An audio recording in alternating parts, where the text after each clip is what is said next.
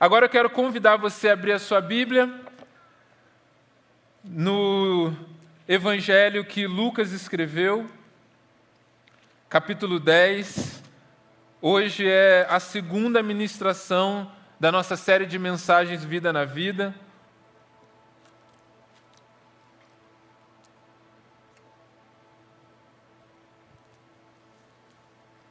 Lucas 10, a partir do versículo 25, é esse o texto base para a ministração de hoje. Eu estou na versão NVI, você pode acompanhar na sua versão ou acompanhar pelo nosso telão. Amém, gente? Então diz assim Lucas 10. Certa ocasião, um perito da lei levantou-se para pôr Jesus à prova. E lhe perguntou: Mestre, o que preciso fazer para herdar a vida eterna? O que está escrito na lei? Respondeu Jesus: Como você a lê? Ele respondeu: Ame o Senhor seu Deus de todo o seu coração, de toda a sua alma, de todas as suas forças e de todo o seu entendimento. E ame o seu próximo como a si mesmo. Disse Jesus: Você respondeu corretamente. Faça isso e viverá. Mas ele, querendo justificar-se, perguntou a Jesus: E quem é o meu próximo? Em resposta, disse Jesus: Um homem descia de Jerusalém para Jericó, quando caiu nas mãos de assaltantes. Estes lhe tiraram as roupas, espancaram-no e se foram, deixando-o quase morto. Aconteceu estar descendo pela mesma estrada um sacerdote. Quando viu o homem, passou pelo outro lado. E assim também um levita, quando chegou ao lugar e o viu, passou pelo outro lado. Mas um samaritano, estando de viagem, chegou onde se encontrava o homem e, quando viu, teve piedade dele. Aproximou-se, lembra? Semana passada? Então aí, já está aí. Aproximou-se, enfaixando-lhe as feridas, derramando nelas vinho e óleo.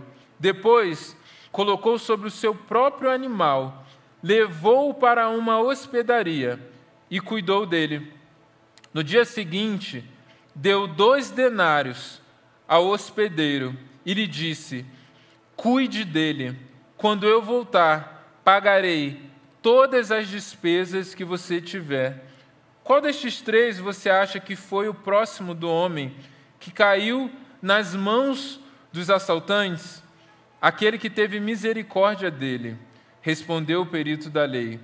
Jesus lhe disse: Vá e faça o mesmo.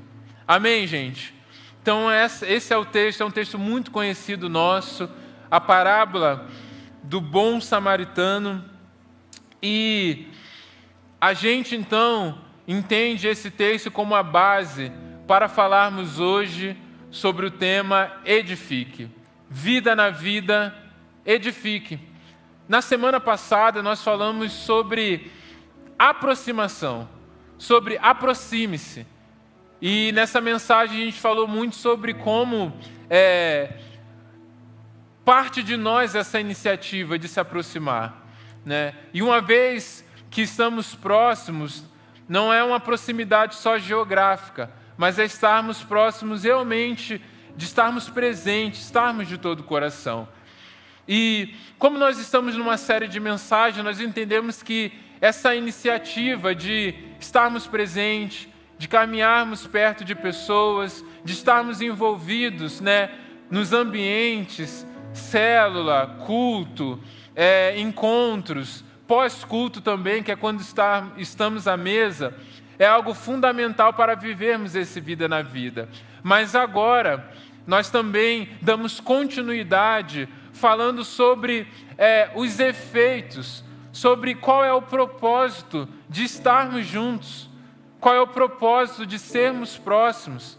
Porque se tudo começa a partir da proximidade, né, entendemos que é impossível vivermos essa vida na vida se estivermos distantes, entendemos também que nem toda vida na vida, nem toda tipo de relação, mesmo quando há uma presença genuína, mesmo quando há essa proximidade, exerce de fato edificação, né?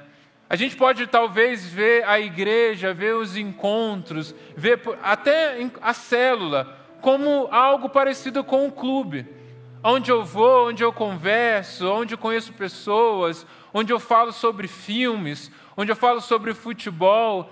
Mas a pergunta que nós precisamos fazer é: será que os relacionamentos, agora que eu já entendi que eu preciso ser próximo, será que os relacionamentos que eu estou construindo são relacionamentos de uma proximidade, mas que não tem um efeito de transformação, de edificação, de mudança de vida? Ou de fato, uma vez que eu estou próximo, eu vejo que há nessa relação frutos? Porque edificação tem a ver com isso, tem a ver com a proximidade, mas uma proximidade que exerce a edificação no sentido de construção, que constrói algo na vida de alguém, que a partir do momento que eu me aproximo, eu sou transformado e a pessoa também que se aproximou de mim é transformada. Então, às vezes a gente tem relacionamento, a gente tem proximidade, mas a gente não sai de uma realidade de superficialidade. E Deus quer nos levar para um novo nível, para um nível que, quando estamos próximos, essa relação ela é qualificada para que haja um crescimento. Amém? Então esse é o propósito de entendermos a mensagem de hoje. E o texto então que nós lemos nos dá alguns princípios, e eu quero falar hoje sobre 3 deles, que nos leva para essa direção da edificação. E a primeira coisa que eu reparo aqui nesse texto é Jesus, ele está ali e vem um mestre da lei, alguém que conhecia a lei de Deus e quer questionar Jesus, quer pôr Jesus à prova, quer ver se aquilo que Jesus vai falar é aquilo que ele acredita mesmo, se é aquilo que está na lei. E ele pergunta então: o que eu quero fazer para herdar a vida eterna? Né? O que eu preciso fazer para ter a vida eterna? E Jesus devolve a pergunta: olha, o que você pensa? Você é um mestre da lei, o que você entende? Como que você lê a lei a respeito disso? E ele responde então: ame a Deus de todo o seu coração, toda a sua força, todo o seu entendimento, e ame também ao próximo como você ama a si mesmo. E Jesus diz: está correto, faça isso e viverá. Então, já nesse primeiro aspecto, já nessa primeira resposta, isso não é só uma verdade aqui, Jesus explica isso também em outras passagens, a gente vê esse mandamento. E aqui a gente vê 2 níveis de relação, e que inclusive a gente pode usar a cruz, como uma ilustração de um relacionamento que ele é vertical, ame a Deus acima de todas as coisas. Então há essa relação, mas também de amarmos os outros, o próximo, como amamos a nós mesmos, no sentido de querermos, de nos dedicarmos a alguém da mesma forma que gostaríamos que isso fosse dedicado a nós. E quando nós olhamos apenas para esse princípio e entendemos a nossa relação com Deus, vamos dizer assim, o nosso vida na vida com Deus, e o nosso vida na vida com os nossos irmãos, a gente já tem aqui um ensinamento muito profundo, que é o princípio da correspondência. Tá? O que é esse princípio? O que é que Deus diz para Adão na criação? Deus cria todas as coisas, ele cria Adão, e antes de criar Eva, ele diz para Adão: não é bom que o homem esteja só. Você já parou para pensar que Deus, ele diz para Adão que não é bom que o homem viva só que Deus estava lá? Deus estava lá, Deus estava presente. Deus estava com Adão. Então, se a gente for olhar assim, só de uma maneira rasa, de uma maneira literal, o que a gente pensa? Pô, Deus não está valendo nada, então.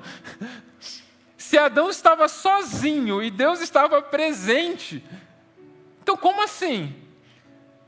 Se a gente faz uma leitura rasa, a gente pensa, será que Deus não podia falar assim, não, então Adão, ó, agora eu vou morar aqui com você para que você não fique sozinho. Então, Adão tinha alguém próximo dele? Adão tinha, Deus. A presença de Deus não era uma presença de verdade, genuína? Sim. Mas Deus, Ele revela através desse diálogo, ou dessa palavra aqui, algo que é da nossa natureza criada. Porque Deus estava presente, mas Deus, por ser um ser de uma outra natureza, não exercia correspondência na vida de Adão. Porque ele era um ser diferente de Adão. Então, o que Adão precisava, e Deus criou Adão dessa forma, era de alguém da mesma espécie.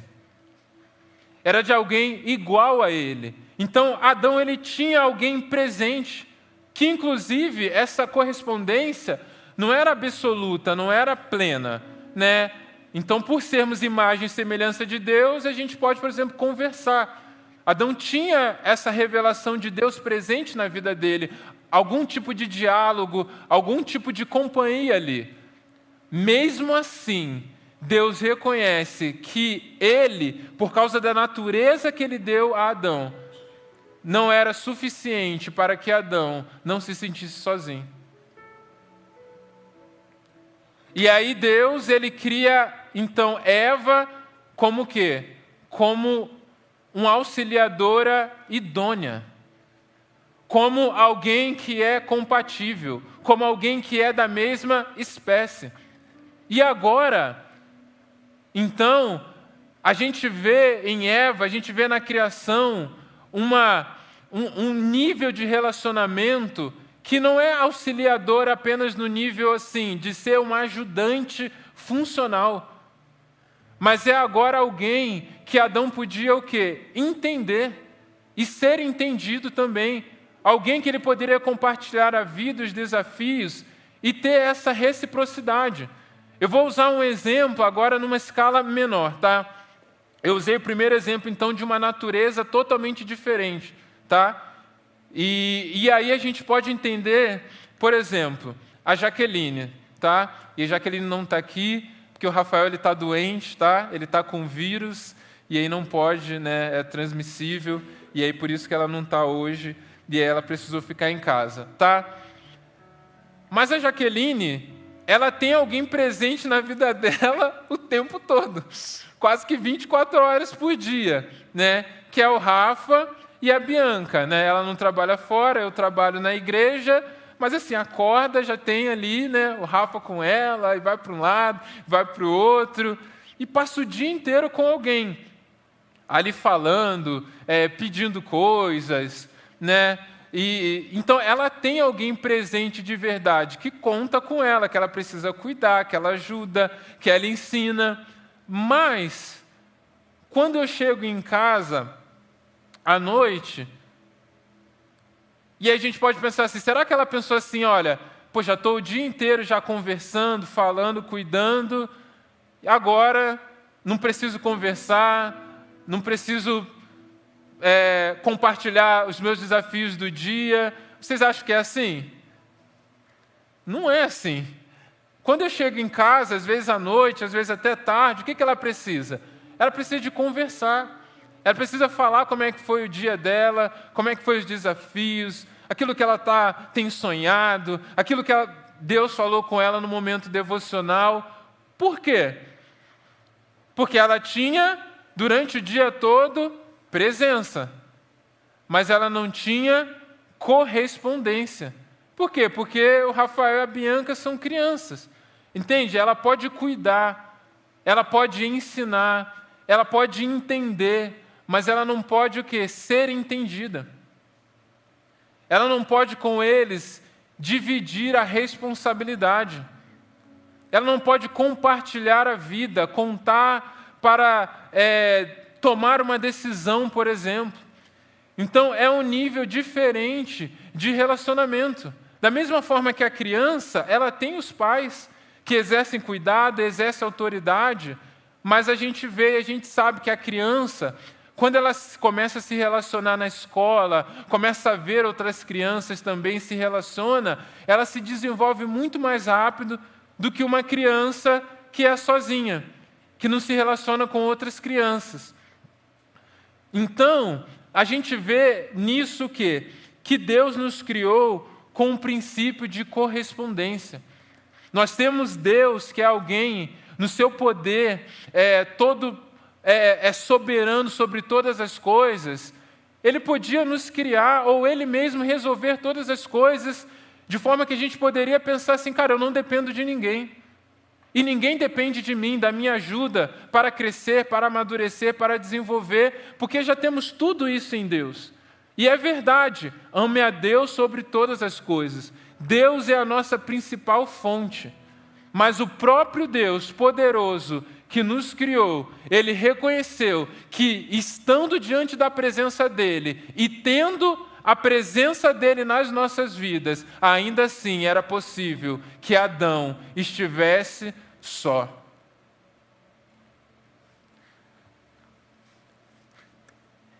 E é interessante porque a gente pode ver como que Deus ainda é amoroso, né?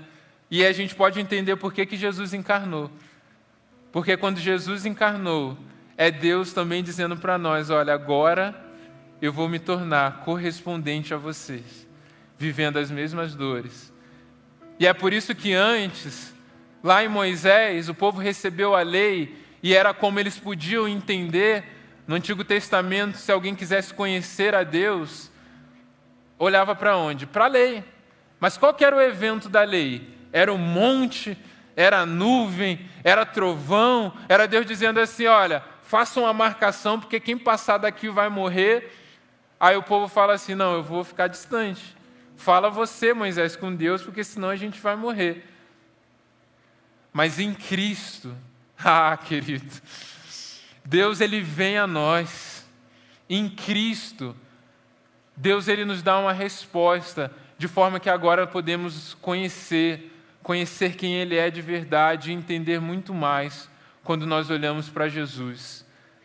Então há uma resposta de Deus também acerca disso, à medida que a revelação dEle vem evoluindo na história. E quando nós olhamos para Cristo, nós sim podemos entender e conhecer quem Deus é com muito mais correspondência do que a lei. Mas a gente entende que a maneira que Deus nos criou tem a ver com correspondência. E esse é o primeiro princípio de nós entendermos a necessidade da edificação uns para com os outros. Que Deus nos criou dessa forma.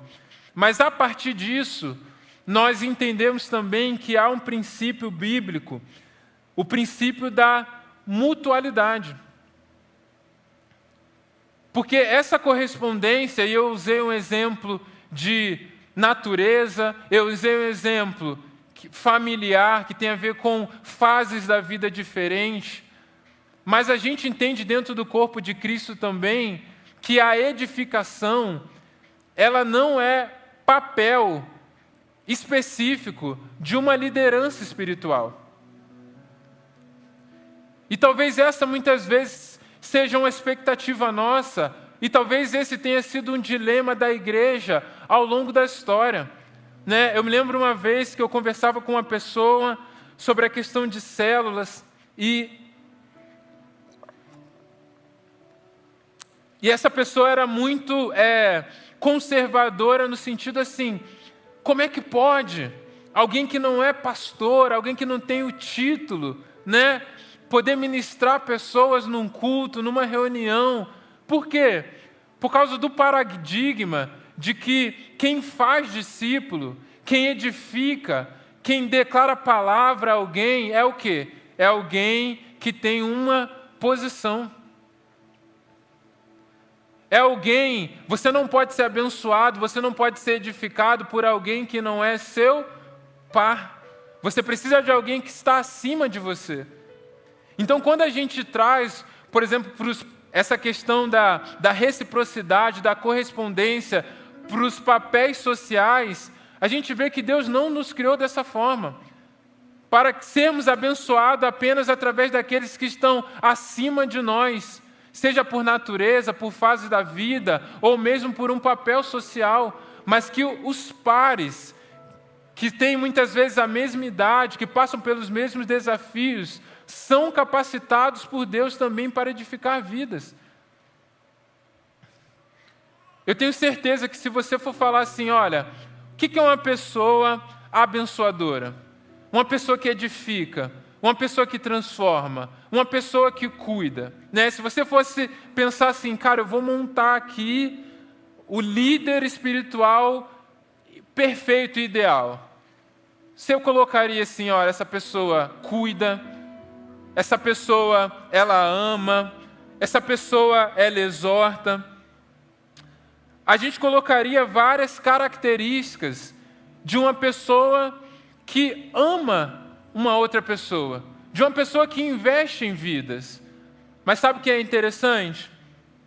O interessante é que essas palavras, quando nós olhamos na Bíblia, não são direcionadas a uma liderança espiritual. Cuidem uns dos outros. Exortem uns aos outros. Se alegrem com os que se alegrem. Chorem também com os que chorem. Suportem uns aos outros. E por aí vai. Então, a aplicação bíblica de tudo aquilo que nós desejamos, que eu, por exemplo, desejaria de ter em um pastor, de ter um líder, de ter um discipulador, são ações, são uma responsabilidade de todos na igreja, de todos nós. Não é uma ação específica que vem de cima para baixo em uma hierarquia, mas o ensinamento bíblico era para que todos exerçam, a partir da mutualidade, essas ações de edificação, de cuidado, de exortação, de conselho. Então, esse é o princípio da palavra, de que nós temos uma natureza de correspondência, mas que se manifesta a partir desse princípio da mutualidade. Você já parou para pensar isso? Que você tem um papel fundamental na edificação dos seus irmãos? Que quando Deus ele olha uma necessidade numa comunidade de fé, e Ele fala assim, cara, eu preciso de alguém para trazer mais essa característica na comunidade, na igreja, no rolo ou na célula. Talvez não seja o líder que receba isso, e seja você, para que haja mutualidade. Você já parou para pensar que talvez você tenha um líder de ministério, um líder de célula, e talvez ele tenha uma necessidade de crescer em uma área e desenvolver, e você pode ser o canal de Deus na vida dele para abençoá-lo? O reino de Deus é assim. Nós temos papéis, claro, há uma ordem sim na igreja. Como nós fizemos aqui, nós temos líderes, nós temos voluntários, nós temos diversas áreas e nós damos autoridade, delegamos para algumas pessoas, mas a edificação é um papel de todos. E nós precisamos entender, então, em segundo lugar, esse princípio da mutualidade. E em terceiro lugar, então, e último, eu quero falar sobre o princípio da responsabilidade. Nós entendemos o princípio da correspondência. Nós entendemos já o princípio da mutualidade. E agora, para edificarmos vidas, precisamos entender esse princípio da responsabilidade. E nisso eu quero entrar mais em algumas questões práticas. Eu acho interessante, gente, que quando o mestre da lei, ele responde: ame o Senhor, seu Deus, de todo o seu coração, de toda a sua alma, de todas as suas forças e de todo o seu entendimento, e ame o seu próximo como a si mesmo. Disse Jesus: você respondeu corretamente. Faça isso e viverá. Jesus repreendeu ele? em algum momento? Não. Jesus fala, cara, você está certo. Então a sua interpretação da lei está muito boa. Só que o texto seguinte diz assim, mas ele, querendo justificar-se, mas justificar de quê? Quando é que nós sentimos a necessidade de nos justificarmos? É quando fizemos algo de errado, ou quando alguém está pensando que fizemos algo de errado, né? Quando falhamos em algo, a gente pensa assim, cara, eu preciso me justificar, preciso explicar, preciso colocar por que eu falhei nessa área, ou por que a pessoa está pensando que eu falhei, eu vou explicar para que ela saiba que o que eu fiz, na verdade, é justo. Então, qual que é a justificativa desse homem? Se Jesus tivesse só dito assim, você respondeu corretamente, ele sairia de lá grandão, pensando assim, olha, eu sou o cara, né? Eu sou o bichão mesmo. Eu sou estudioso da lei. Então é lógico que está correta a minha resposta. Só que Jesus disse, faça isso e viverá. É disso que ele precisava se justificar. Não é da resposta que ele deu. É que a partir da confirmação de que ele sabia, Jesus disse para ele assim, tá bom, faça isso e viverá. Aí é que aquele homem, ele sente a necessidade, cara, eu preciso me justificar. Por quê? O fariseu, o escriba, é aquele que sabia, mas não fazia. Sabia, não fazia e ainda precisava dar desculpa. E aí, como Jesus diz, faça isso e viverá, e ele não fazia, ele precisa justificar-se, perguntando, tá, eu tenho que amar meu próximo, mas quem é o meu próximo? Aí, para a gente que entende que próximo é todos aqueles que estão à nossa volta, é muito fácil de entender. Mas um mestre da lei, ele não entendia que todos eram próximos dele. Ele não entendia que todos eram alvos desse amor, apesar de entender que deveria amar o próximo. Quem que eles entendiam que era próximo, que era alvo desse amor? Pessoas que estavam dentro daquele padrão de santidade que Jesus muitas vezes define como hipocrisia ou religiosidade que eles tinham. Então, por exemplo, o bom samaritano aqui, o samaritano, já não era o próximo dele. Já não era, porque era aquela raça que se misturou com os outros povos. Se você ler 2 Reis, a partir do capítulo 26, você vai ver o que aconteceu. Os samaritanos eles já não consideravam. Cobradores de impostos não consideravam. Aqueles que não eram judeus, muito menos, não é o meu próximo. Algum inimigo, alguma pessoa que eles tinham dificuldade de lidar, que não concordavam com eles, não eram também o próximo. Então ele pergunta, quem é meu próximo? Na verdade, eles queriam que Jesus falasse quem não era o próximo deles. Confirmasse que pessoas que eles discordavam, que eles achavam que não estavam no patamar espiritual, não eram próximos, não eram alvos desse amor, não entravam nesse mandamento de amar. E eles fazem essa pergunta a Jesus, então, porque não entendiam que todos eram próximos. Ou seja, eles tinham uma teoria, mas eles não se responsabilizavam por uma verdade que eles criam. Ou pelo menos não se responsabilizavam com todos.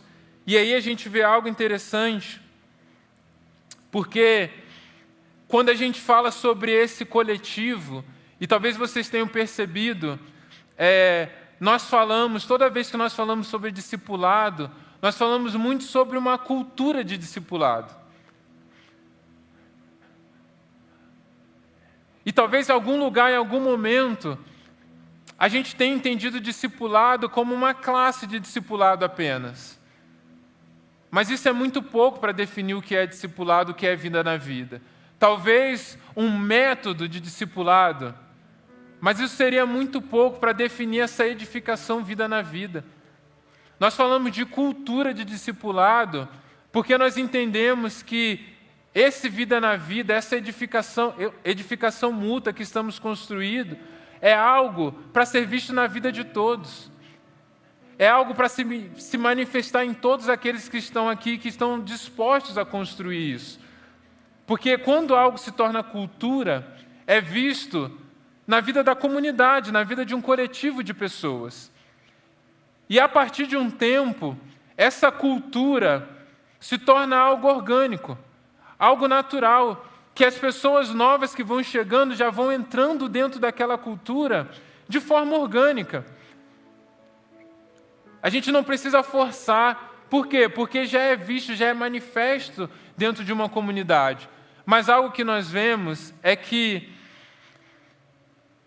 aquilo que é orgânico, muitas vezes, vai depender de uma ação, de uma construção intencional. Quando a gente pensa, por exemplo, numa planta, o brotar, o crescer, o dar frutos, isso é orgânico. Isso já é da semente.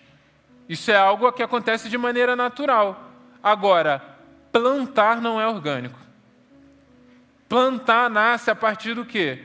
Do objetivo de alguém de ir lá e plantar, de alguém investir naquilo, de alguém planejar aquilo e ser intencional. Ter uma ação para que aquilo um dia seja construído.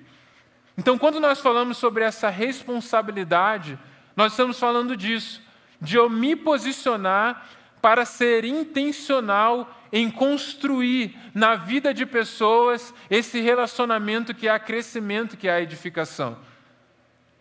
Passou um sacerdote e viu uma pessoa lá. Ele está diante de alguém necessitado. Uma oportunidade para quê? Para que ele começasse a construir um relacionamento de edificação.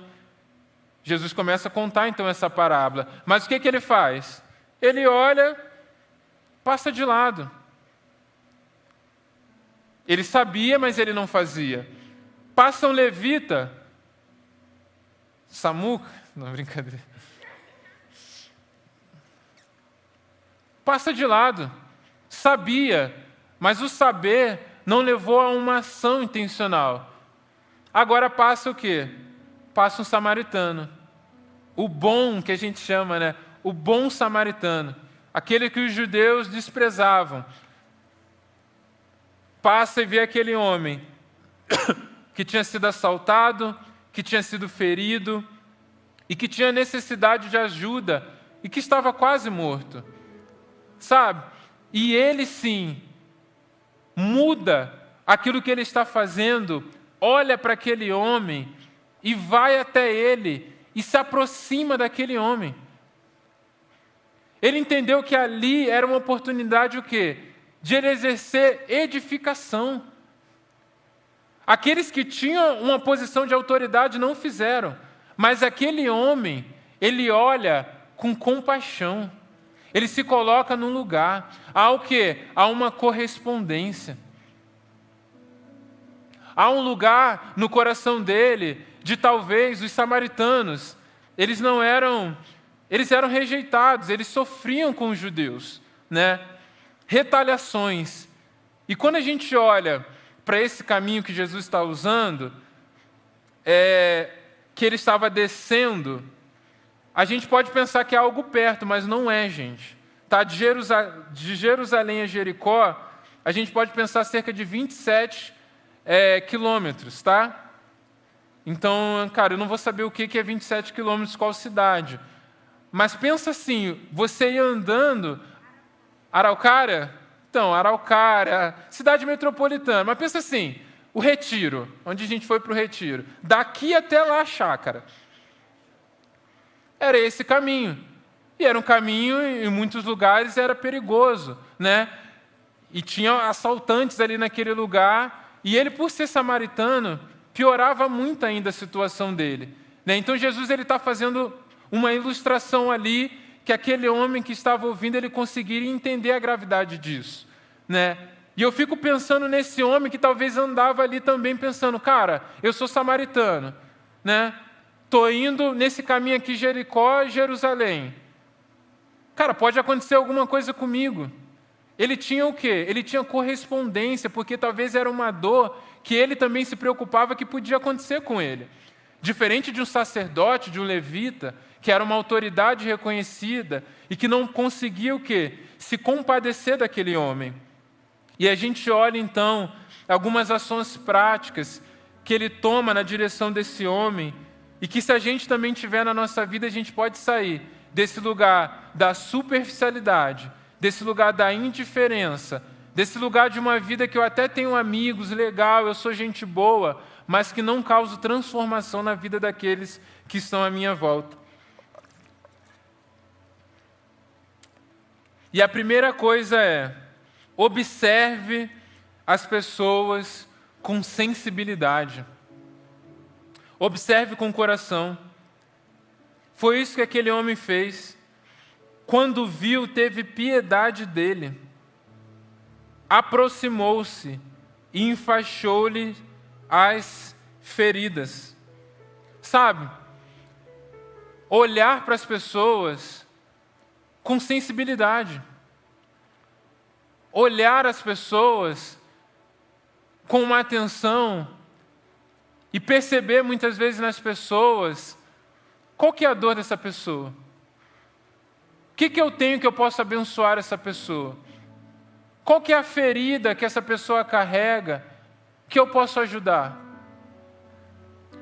Porque às vezes nós somos tão superficiais na maneira de cumprimentar, na maneira de conversar, na maneira de estar com as pessoas, que é possível pessoas estarem em nossa volta, estarem à mesa com a gente, e a gente está brincando, a gente está conversando, e tudo isso é muito legal, tá, gente? Quando eu falo sobre essas coisas, sobre as conversas, as brincadeiras, eu falo também de futebol na mesa, eu brinco. Isso tudo é legal, isso tudo aproxima. E esse nível de relacionamento, de acolhimento, já é bom. O que eu estou dizendo aqui não é que isso está errado, é que a gente pode ir além. De forma que, às vezes, nesse ciclo de relacionamento, tem alguém que naquele dia está um pouco mais quieto. Tem alguém naquele dia, às vezes, que passou por algo na semana, não está com semblante legal, está mais isolado. E quando a gente olha com esse coração, com essa compaixão, a gente pode o quê? Perceber e ir até essa pessoa e perguntar: cara, está acontecendo alguma coisa? O que você viveu nessa semana? Talvez uma pessoa, esse ver, não é ver a pessoa, ver no semblante da pessoa. Esse ver com sensibilidade é enxergar quem estava e não está mais.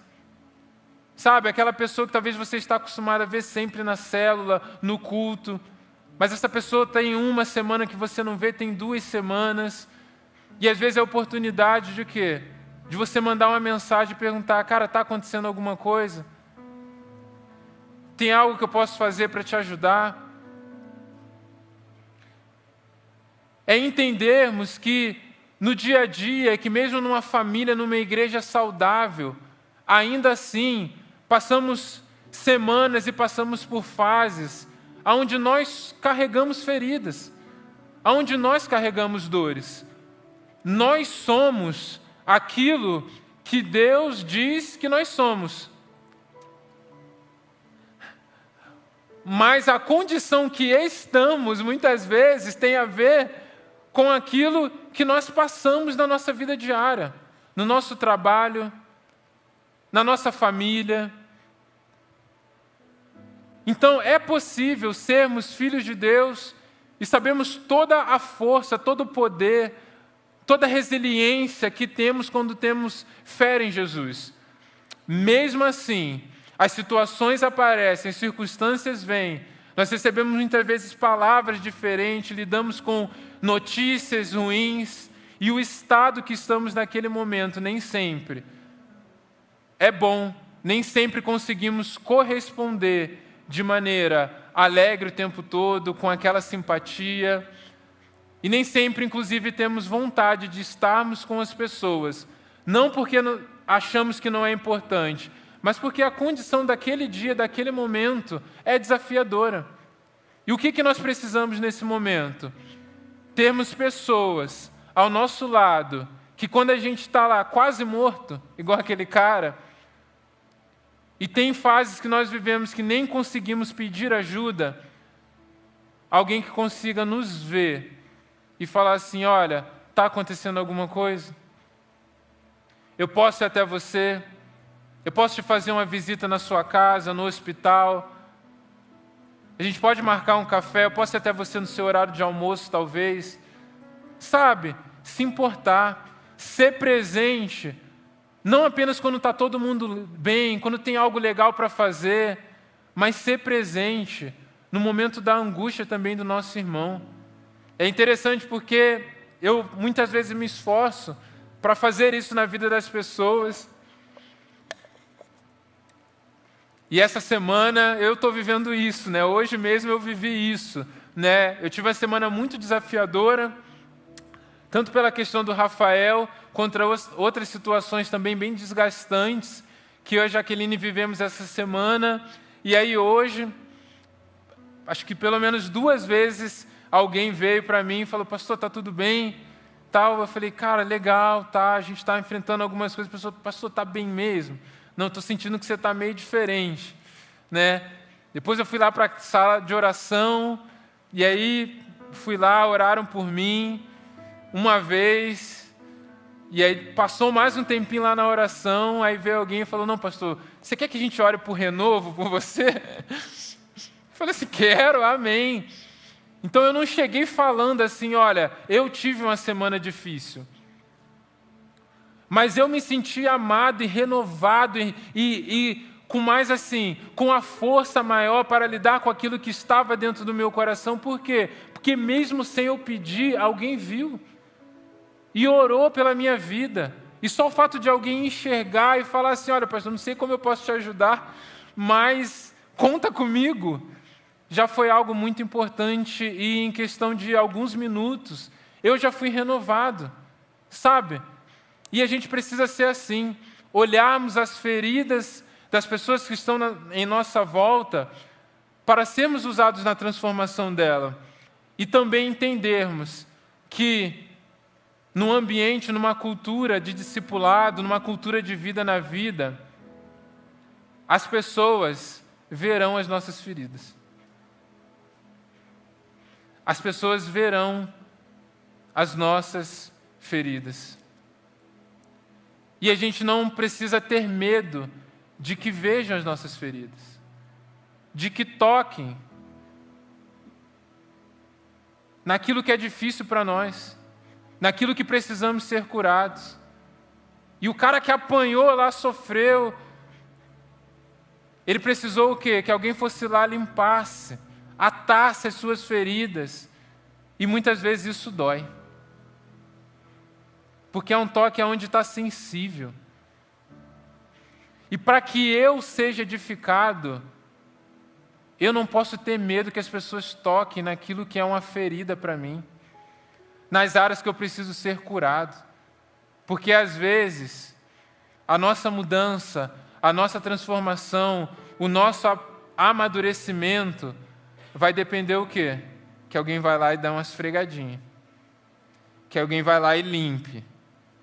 E de maneira bem prática, esse limpar às vezes é, cara, você está indo para o caminho errado. Cara, isso aqui que você está fazendo não é legal. É tocar na ferida, é olhar no profundo e falar assim, cara, será que Jesus faria o que você está fazendo dessa forma? Não como quem julga, mas como temos falado, como quem se compromete. Como alguém que vai lá, esfrega, coloca um pano na ferida, mas não é aquele lá que só vai lá, cutuca e deixa lá sangrando, não. Ele mexeu na ferida, ele atou a ferida, agora o que ele faz? Ele coloca no seu animal e ele leva para uma hospedaria e ele cuida daquele homem.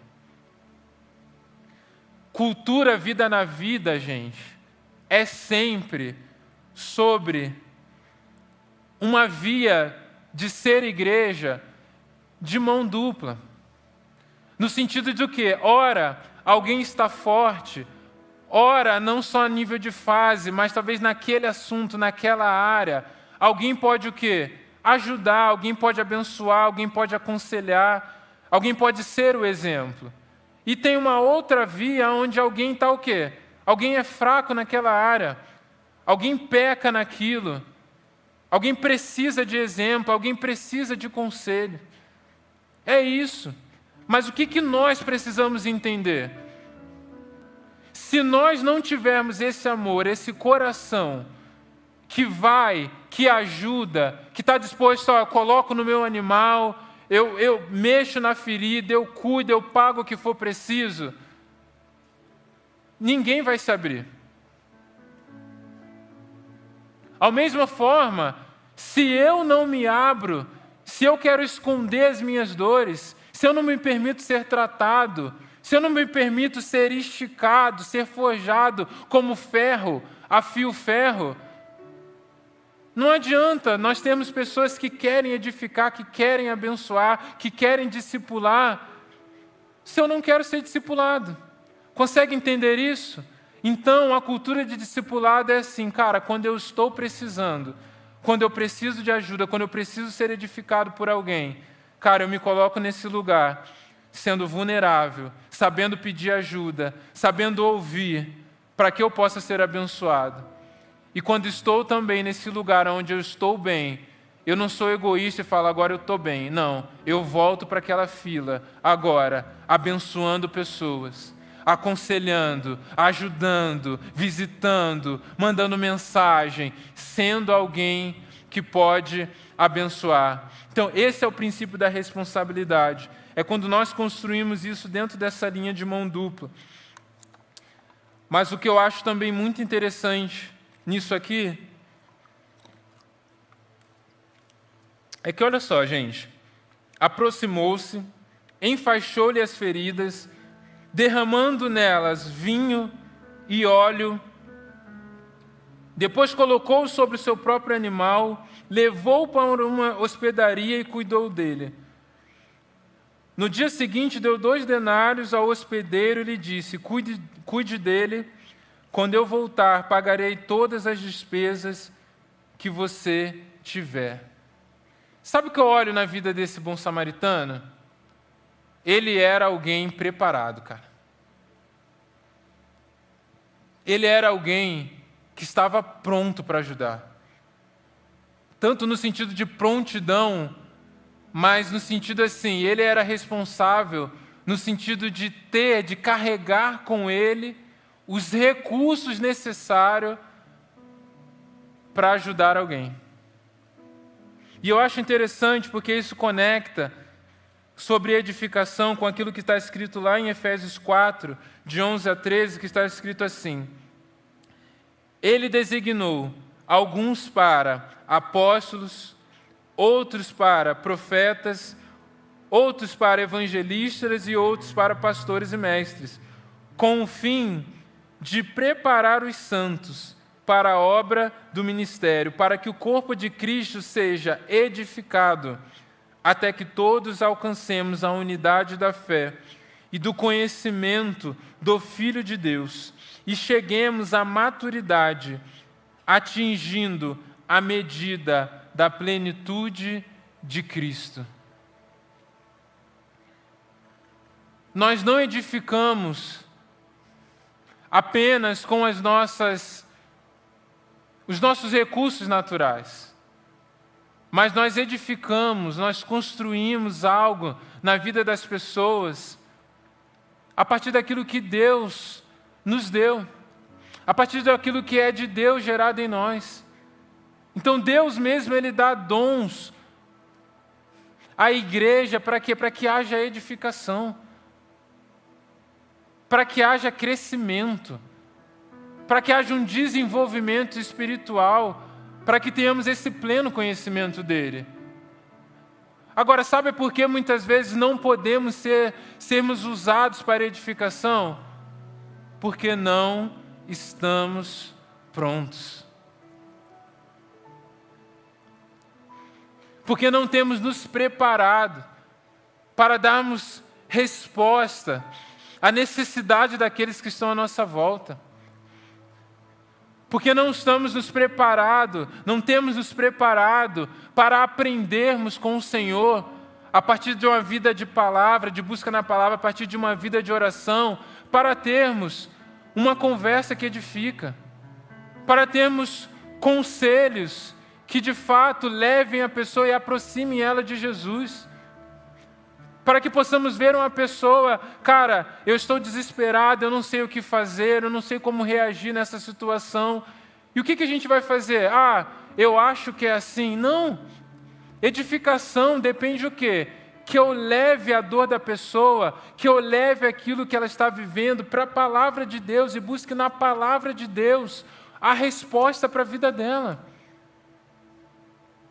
Senão seremos o quê?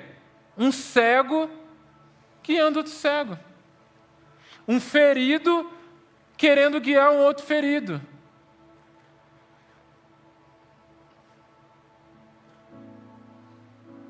Quando na verdade o propósito de Deus é o quê? Que entendendo a nossa responsabilidade de edificação, possamos entender que isso é construído a partir do quê? De uma vida de exemplo, de uma vida que tem uma história de experiências verdadeiras com Deus, aonde quando há alguém que te pede algum conselho, onde há alguém que precisa de ajuda, você leva essa pessoa num caminho que você já trilhou. Cara, olha, uma vez eu passei por isso, e eu também sofri algo parecido com o que você está sofrendo, mas a palavra de Deus me diz isso, mas eu ouvi um conselho e eu orei, e Deus fez isso na minha vida, e com essa situação eu aprendi isso com o Senhor, e aí sim eu estou habilitado, eu estou preparado para declarar sobre a vida de pessoas a partir do meu exemplo, a partir daquilo que é verdadeiro, a partir daquilo que eu aprendi com o Senhor. Agora a pergunta é: quais recursos espirituais, quais recursos do Senhor, quais experiências de vida trabalhada, de vida realmente vivida com o Senhor, você vê em você, que você pode compartilhar, e você pode declarar sobre a vida de alguém que vai trazer edificação. Então, quando você está na mesa da comunhão na vida, você se vê como alguém que pode edificar pessoas, alguém que pode trazer um conselho, alguém que pode trazer uma palavra de consolo, de conforto, de fé, um exemplo prático da sua vida que você está vivendo? Será que você tem sido aquela pessoa que tem buscado diante do Senhor dons espirituais, tem investido no secreto para que a presença dEle, Ele encontre em você um coração apaixonado realmente por Ele, numa vida radical e intensa de santidade, de busca, para que Ele te dê poder sobrenatural para transformar realidades? Gente, nós somos filhos de Deus. Poder, autoridade para transformar vidas, como falei, não é dado a quem tem título. Não espere que todo o propósito que Deus quer viver de maneira sobrenatural seja dado a mim ou aos pastores da igreja. Você tem o Espírito Santo em você. E a partir do momento que nós buscamos e obedecemos, o fruto é gerado no caráter, e aquele que tem esse fruto, essa plenitude do Espírito, Deus também derrama algo especial. Nós vemos na história bíblica derramamentos do Espírito Santo. Nós vemos na história dos avivamentos vários períodos onde Deus derramou algo especial sobre alguns jovens, sobre uma igreja, sobre cidades. Sabe? E Deus também está nos chamando para isso. Viver essa vida na vida é muito mais do que relacionamentos de proximidade que são no superficial. Mas é quando nós assumimos a responsabilidade, falamos assim: cara, eu preciso ser alguém cheio do Espírito Santo. Eu preciso ser alguém que conhece e vive para o Senhor. Eu preciso ser alguém que conhece a sua palavra, que lê a palavra, de forma que quando alguém precisa de uma palavra, alguém precisa de um direcionamento, o Espírito Santo pode usar a minha mente para trazer à memória aquilo que Deus diz e alcançar pessoas. Isso é o poder do Evangelho e é nessa forma que nós assumimos a responsabilidade de edificação. É para isso que Deus está nos chamando. Assim como Pedro e João estão lá entrando na porta do templo e tem lá um paralítico, e ele diz assim: cara, eu não tenho prata nem ouro, mas aquilo que eu tenho, isso eu te dou. Levante e anda. Recursos dados do céu, recursos derramados por Deus sobre a vida de homens comuns, como eu e você, mas que transformam vidas, que transformam e edificam, e não permitam que as pessoas que estão em nossa volta se mantenham da mesma forma que elas chegaram. Sabe? Será que você é essa pessoa? Será que você pode olhar para as pessoas que você já é próxima, olhar para elas e dizer: olha, talvez eu não tenha prata nem ouro, mas eu tenho algo na minha vida que eu posso compartilhar, que eu posso derramar sobre você, para que você cresça, amadureça e se torne mais parecido com Jesus. A gente precisa ser intencional nisso. E muitas vezes isso acontece perguntando: como é que você está? O que Jesus tem falado com você? Mudando a introdução das nossas conversas. Sabe? Orando, pedindo: Senhor, fale algo comigo.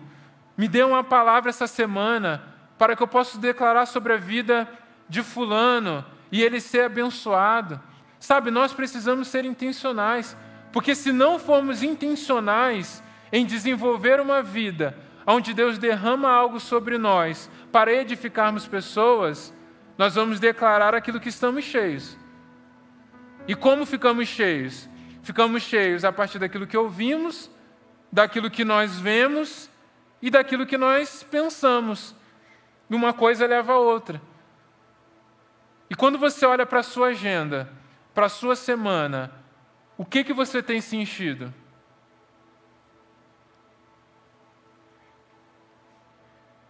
Porque nós vamos dar às pessoas daquilo que temos nos enchido. E o que temos nos enchido é suficiente para que elas sejam edificadas?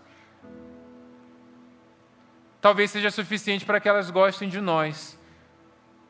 Mas nem sempre o gostar de nós, querer estar conosco, está necessariamente ligado a elas crescerem espiritualmente e se tornarem mais parecidos com Jesus. E a gente precisa assumir essa responsabilidade, porque aquele homem colocou, no caso dele, recursos naturais, mas eu creio que a gente pode ir além.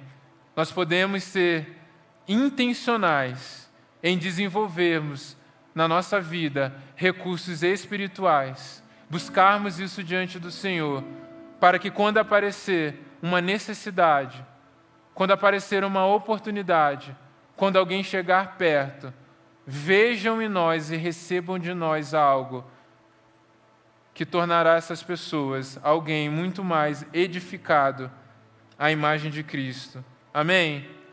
Feche seus olhos.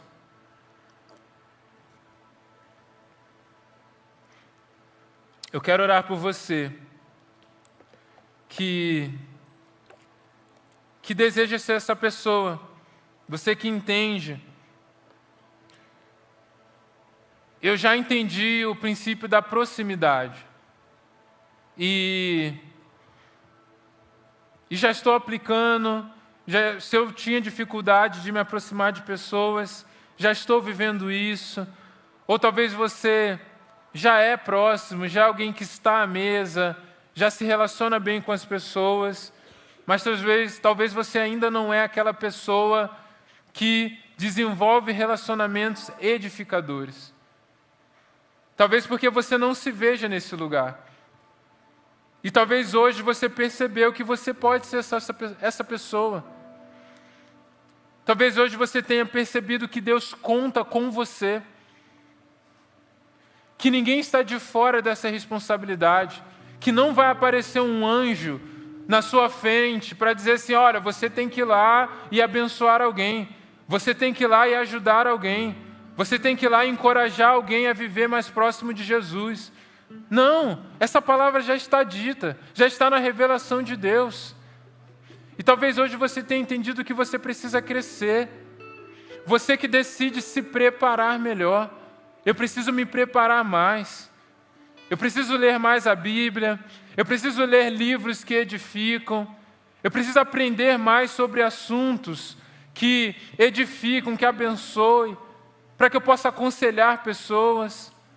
Eu preciso talvez começar a escrever as experiências que eu tenho com Deus, o que eu tenho aprendido semana a semana, para que eu seja um bom conselheiro, para que eu seja um bom discípulo de Cristo e a partir disso eu me torne também um discipulador. Então, se você é essa pessoa, nós vamos orar juntos aqui.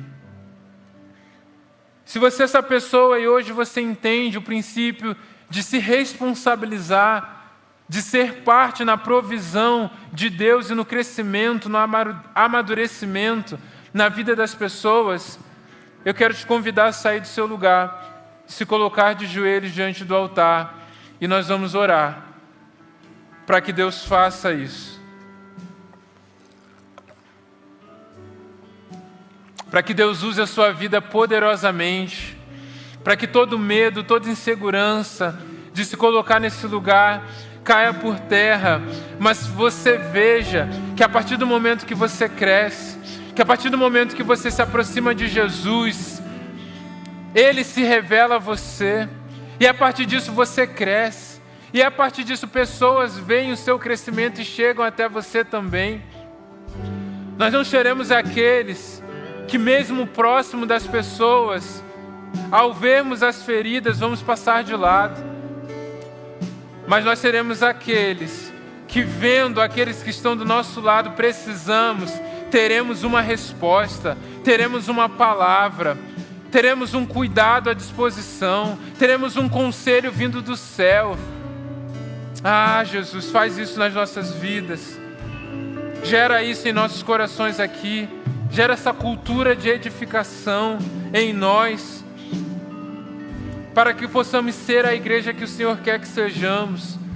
Faz isso, enquanto nós adoramos o Senhor, você pode sair do seu lugar, vir até o altar e juntos nós vamos orar para que sejamos edificadores nesse tempo, em nome de Jesus. Aleluia, Jesus. Pai, nós oramos, Deus, crendo que o Senhor tem levantado uma geração, ó Deus, que cresce no conhecimento de Ti, que revela, Deus, as virtudes do Senhor, mas é uma geração comprometida com vidas, Deus. Uma geração, Deus, que caminha, Deus, próxima a pessoas, mas uma geração que não é superficial, mas que busca, Deus, o crescimento. Uma geração que exerce, Deus, liderança sobre a vida daqueles que precisam. Em nome de Jesus, ó Pai, eu declaro ousadia, eu declaro perseverança, Pai. Eu declaro em nome de Jesus que teus filhos serão tomados, ó Pai, de uma capacitação sobrenatural do Senhor.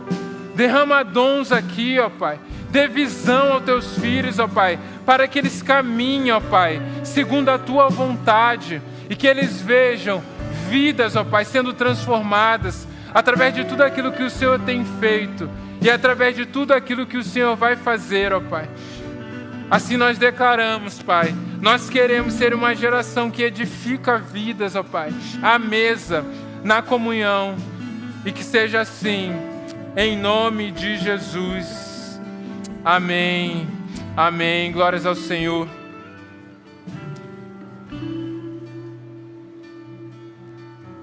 Pode voltar para o seu lugar.